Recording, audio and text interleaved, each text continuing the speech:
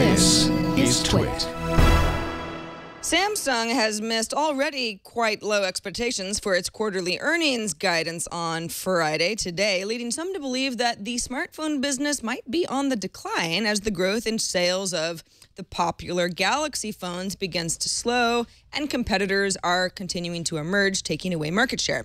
The Galaxy S running Android pushed Samsung into the top rank of smartphone makers back in 2012, overtaking Apple, whose iPhone had set the industry standard 5 years earlier. We might have another contender in the smartwatch world. Would you guess it's actually Dell? Dell's global VP of personal computing, Sam Bird, told The Guardian that the company is exploring the wearable computing space. He says he doesn't see any magic form factors like the iPad coming around, but the future is in multiple computing devices per person.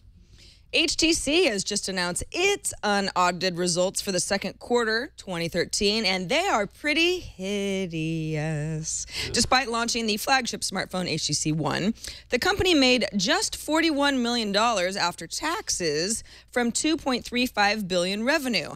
Well, do those numbers not seem so bad? If you compare them to HTC's same quarter last year, where the company took in revenue of $3 billion and made $246 million in profit, it's quite a drop. Not so good. On Thursday, the European Parliament voted to conduct a full inquiry related to PRISM. It will look into PRISM's impact on EU citizens and their right to privacy and data protection.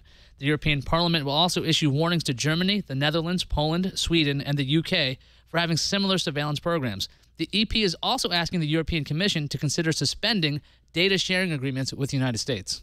Security researchers believe that they've found a major security flaw in Google's Android OS, which could affect up to 99% of Android phones that are now in consumers' hands.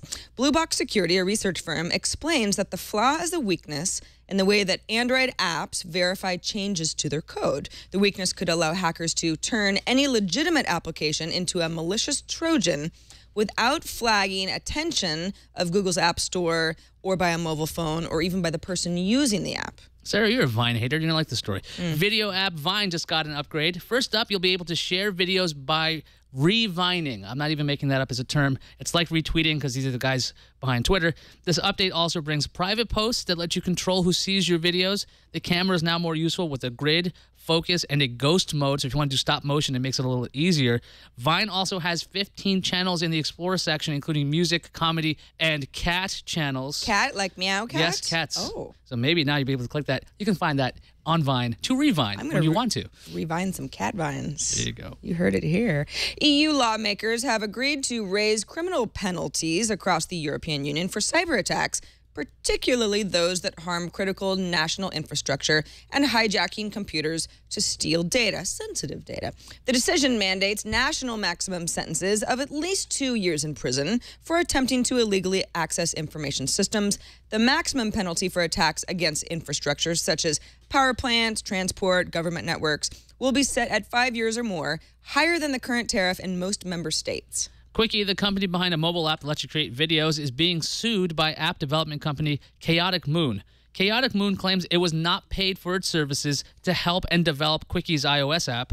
Quickie has filed a counterclaim that alleges Chaotic Moon engaged in fraud and that Quickie suffered $250,000 worth of damages in the process. Quickie was just purchased by Yahoo the other day to the tune of $50 million. I wonder if this is all just going to get taken care of. They'll just buy everybody. Yeah. I was like, oh yeah.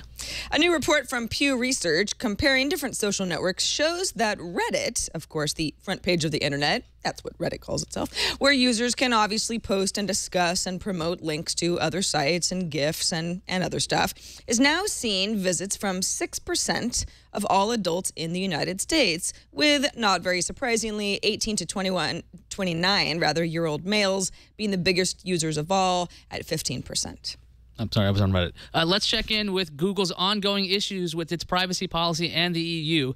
The UK's Information Commissioner's Office has given Google until the 20th of September to amend its privacy policy to make it more informative for individual service users. The ICO says that the updated policy does not provide sufficient information to enable UK users of Google services to understand how their data will be used across all of the company's products.